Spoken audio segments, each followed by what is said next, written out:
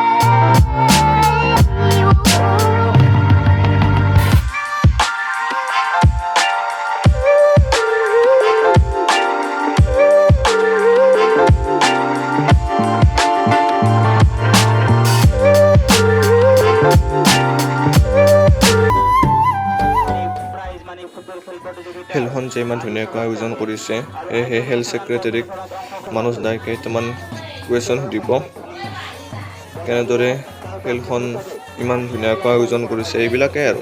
এই ফুটবল খেল প্ৰতিযোগিতাৰ কেইটামান দাদাক প্ৰশ্ন কৰি দাদা ছেক্ৰেটাৰী হয় ঘৰখনৰ। দাদা কিমান চনৰ পৰা আপুনি?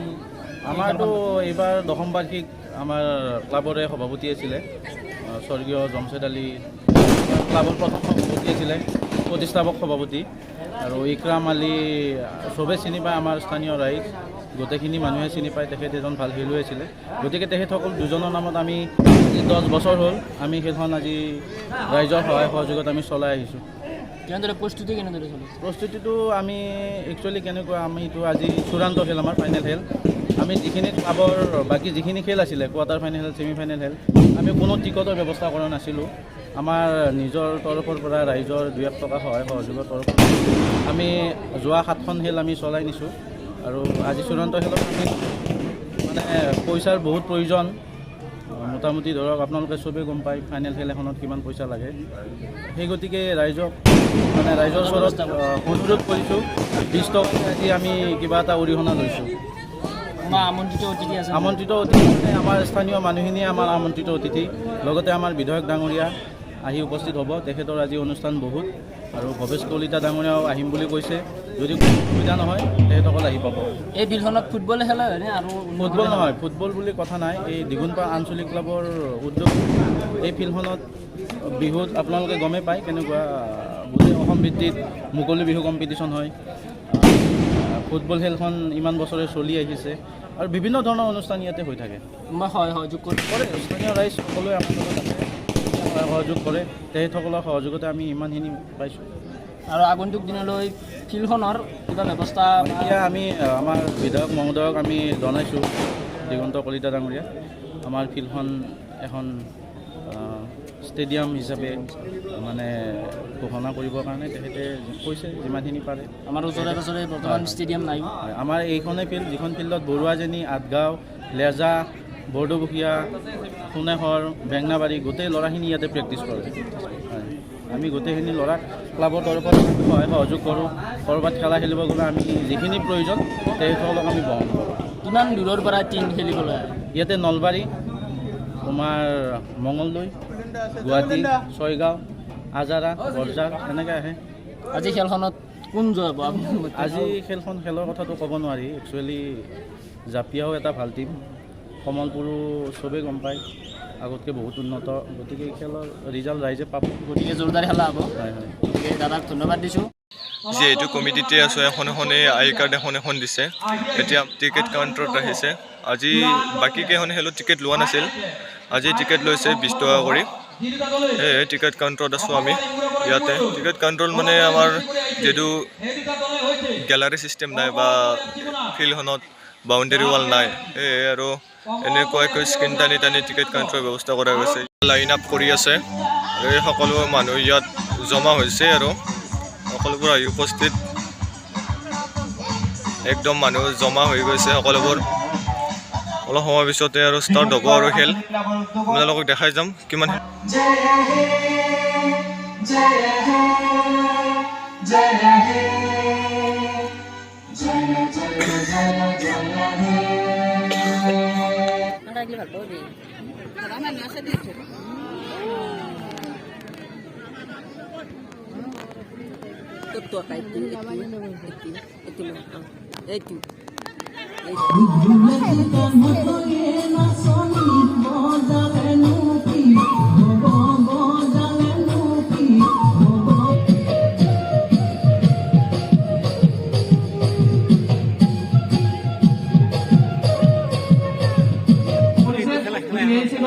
আমি ৰাইজৰ মাজত আৰু খেলুৱৈসকলৰ লগত চিনাকি কৰাই দিব বিচাৰিছো।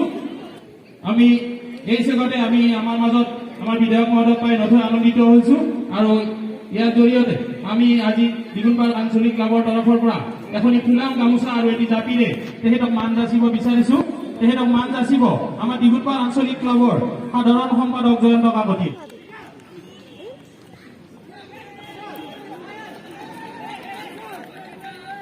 খেলৰ মাজতে আমাৰ বিধায়ক দিগন্ত কলিতাই কি কয় এবাৰ শুনো আহকচোন। এতিয়া বা কি কয় এবাৰ জানো।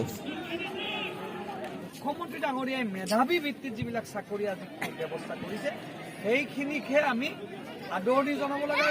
এপইচাও নিদিয়াকৈ চাকৰিৰ ব্যৱস্থা কৰিছে, ইয়াতকৈ ডাঙৰ উদাহৰণ এই যুগত মই জানো আমাৰ এই মুখ্যমন্ত্ৰীৰ কালত আৰু বিগত স্বাধীনতাৰ পিছত এনেকুৱা ধৰণৰ পদক্ষেপ কোনো মুখ্যমন্ত্ৰী লোৱা নাই। এইজনেই মুখ্যমন্ত্ৰী যোনে এনেকুৱা ধৰণৰ ব্যৱস্থাত কঠোৰতকৈ কঠোৰ যি মুখ্যমন্ত্ৰীৰ ভূমিকা পালন কৰিব লাগে সেই ভূমিকা বাস্তৱত পালন কৰিছে। মানুহ চাওক গাইজ, মানুহ চাওক কিমান মানুহ হৈছে ইয়াত, একদম ফিল্ড ভৰ্তি হৈ গৈছে। মাথাউৰিৰ ওপৰতো মানুহ, তলতো মানুহ, চবতে মানুহ মানুহ মানুহ আৰু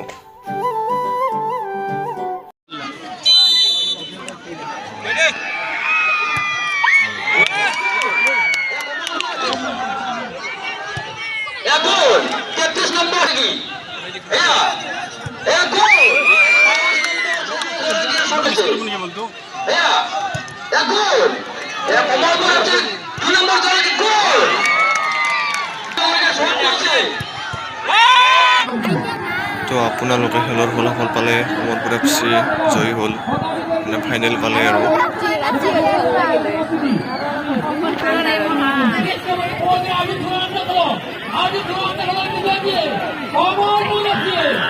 সন্মানীয় কুমুদ কাকতি দেৱে লগতে আমাৰ প্ৰাইজ মানি ফুটবল প্ৰতিযোগিতাৰ বিজয়ী কমলপুৰ FC ফুটবল দল। মই অকলে নহয়, আমি অতিথিবৃন্দৰ পৰা সমূহীয়াভাৱে বঁটা আগবঢ়াম আৰু আমাৰ দাতাৰ পৰিয়ালৰ মানুহ আহিব লাগে। কমলপুৰ FC 10ম বাৰ্ষিক জমছেদ আলী আৰু ইকৰাম আলী সোঁৱৰণী প্ৰাইজ মানি ফুটবল প্ৰতিযোগিতাৰ বিজয়ী দল কমলপুৰ FC। আজিৰ ভিডিঅ'টো এইখিনিয়ে আছিল। যদি ভিডিঅ'টো চাই ভাল পালে তেতিয়াহ'লে ভিডিঅ'টো লাইক কৰি দিব আৰু এনেকুৱা নতুন নতুন ভিডিঅ' পাই থাকিবলৈ মোৰ চেনেলটো ছাবস্ক্ৰাইব কৰি থ'ব। জয় অসম।